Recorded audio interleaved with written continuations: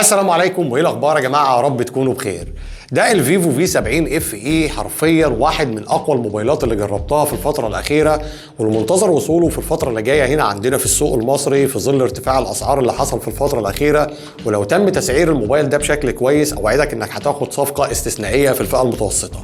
انا بجرب الموبايل في الفتره اللي فاتت ديت في حدود 10 ايام او اكتر شويه، وخدت معاه تجربه استثنائيه تقدر تقول عليها في كل جوانب استخدامه.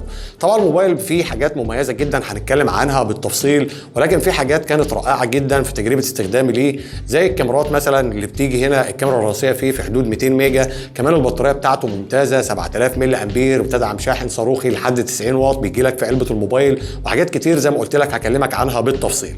المهم بقى عشان ما اطولش وقت الفيديو عليك اكتر من كده، لو انت اول مره تشوفنا على اليوتيوب ما تنساش تدعمنا بلايك للفيديو، ويا ريت كمان تشترك عندي هنا في القناه.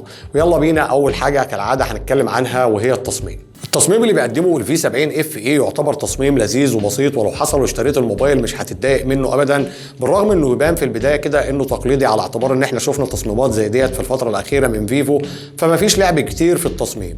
كمان التصنيع اللي بيقدمها الموبايل جاي الظهر والفريم بتاعه من البلاستيك، وكمان عندك مقاومه غبار وميه هنا بريتنج اي بي 68 واي بي 69، ودي حاجه تعتبر كويسه.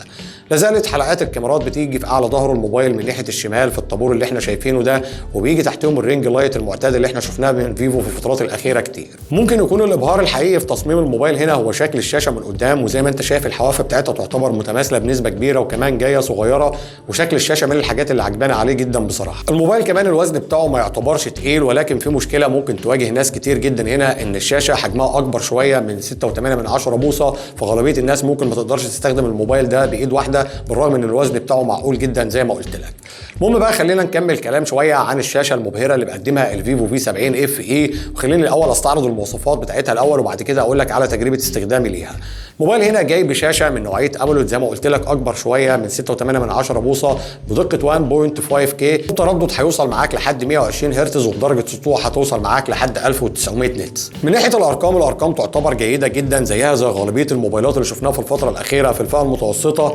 ولكن بعيد عن نقطه الارقام ديت، ايه اخبار التجربه العمليه لو حصل واشتريت الموبايل ده من ناحيه الشاشه تحديدا؟ الشاشه زي ما شفنا السطوع بتاعها 1900 نتس، ولو انت من الناس اللي بتستخدم الموبايل فترات طويله وفي ضوء النهار وتحت اشعه الشمس المباشره، فالشاشه ديت هتكون جيده جدا معاك. ولكن الحقيقه ان في شاشات بتيجي في نفس الفئه اللي منتظر ينزل فيها الموبايل ده، من ناحيه ارقام السطوع ومن ناحيه تجربه استخدامها تعتبر نوعا ما افضل منها. ولكن الشيء المميز جدا بقى في تجربه الشاشه ديت، لو انت من الناس بقى اللي بتحب تتفرج على الافلام نتفليكس يوتيوب، فانت هتاخد مع الشاشه ديت تجربه هتكون رائعه جدا بالنسبه لك. طبعا الشاشه جايه الدقه بتاعتها 1.5K، كمان البانل بتاعتها اموليد، فانت هتاخد مع الشاشه ديت تجربه ممتازه جدا زي ما قلت لك. واللي بيخلي بقى التجربه ديت بتروح في حته ثانيه هي وجود السماعات الاستيريو، واللي بتديك الاستيريو افكت وانت بتتفرج على المحتوى، فهتاخد تجربه خرافيه فعلا.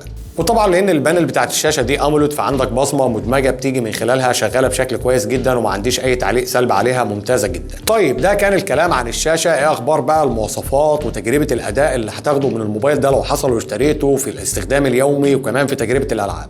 الموبايل هنا جاي بمعالج من ميديا تك اللي هو الديمنستي 7360 4 نانومتر، بالاضافه كمان انه بيتوفر بنسختين 8 و12 جيجا رام مع ذاكره داخليه 256 جيجا.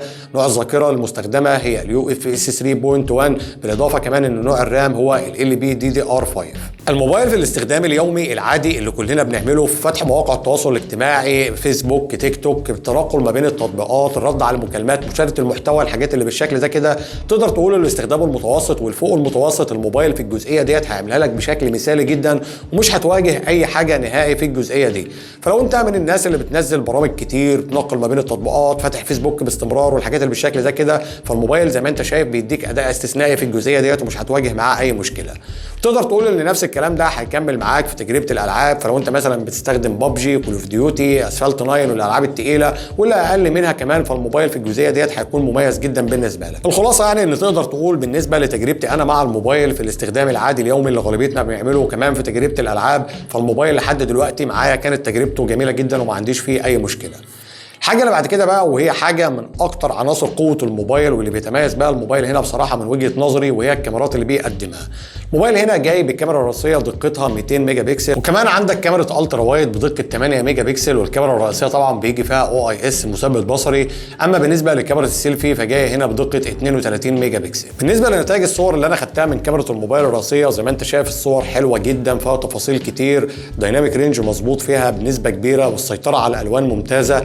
الصور فيها تفاصيل حلوه زي ما انت شايف كده، وتعتبر شارب، والالوان بتاعتها مظبوطه وما كانش عندي معاها اي مشكله. الحاجه الممتازه ان عن طريق الكاميرا الرئيسيه هنا تقدر تصور لحد 3 اكس زوم من غير ما تخسر كواليتي، ودي حاجه ممتازه وهتنفعك بشكل كبير بقى حاجه زي ديت في تصوير البورتريهات، وبيشتغل اوضاع البورتريه هنا على الاشخاص وعلى الاشياء، ولو انت بتحسن التصوير وبتثبت ايدك بشكل كويس هتطلع من الكاميرا ديت نتائج ممتازه. زي ما انت شايف النتائج اللي انت شايفها قدامك ديت في وضع التصوير اللي هو 85 مللي، لما بتقرب من العناصر زي ما انت شايف كده هتقدر تعمل بوكه طبيعيه.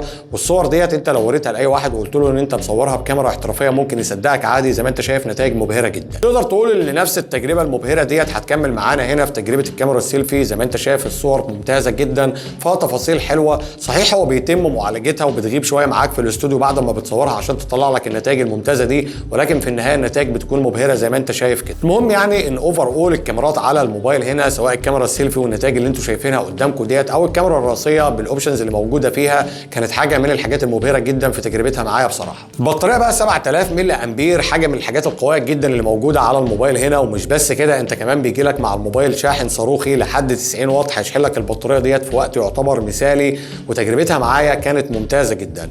طبعا في الفترات اللي فاتت البطاريات كلها كانت بتيجي 5000 ملي امبير، فانت دلوقتي معاك بطاريه تعتبر مره ونص عكس اللي انت ممكن تكون متعود عليه، فبالتالي انت هتاخد تجربه استثنائيه في الموضوع بتاع البطاريه ده. بالنسبه بقى للجانب العملي بتاع الموبايل هنا في استخدامي ليه، يعني المكالمات، السماعات، الشبكات وما الى ذلك، ما كانش عندي اي مشكله مع الموبايل في اي حاجه من الجوانب ديت نهائي. السماعات ممتازه، الشبكات ممتازه، كل حاجه من الحاجات ديت شغاله بشكل كويس وما كانش عندي اي تعليق سلبي عليها. كمان السنسورات شغاله بشكل مميز جدا. اخيرا بقى سعر الموبايل والحكم عليه، وهل انصحكم بشرائه ولا لا. حتى هذه اللحظه من تصوير الفيديو انا ما عنديش سعر دقيق للموبايل، وزي ما قلت لكم في البدايه لو تم تسعيره بشكل كويس نظرا للتجربه الممتازه اللي انا خدتها منه دي، فهيكون الموبايل ده صفقه قويه جدا جدا في الفئه المتوسطه في الفتره اللي جايه. بس كده اتمنى اكون اتكلمت عن كل حاجه في مراجعه الفيفو في 70 اف اي. لو انا نسيت اتكلم عن اي حاجه وحابب تسال عنها، لو انت ناوي تشتري الموبايل ده اكتب لي بس في التعليقات وهرد عليك على طول. اخيرا بقى ما تنساش بقى تعمل لي لايك للفيديو، ويا ريت كمان تشترك عنده هنا في القناه، واشوفكم في فيديوهات جايه كتير، والسلام عليكم ورحمه الله. سلام.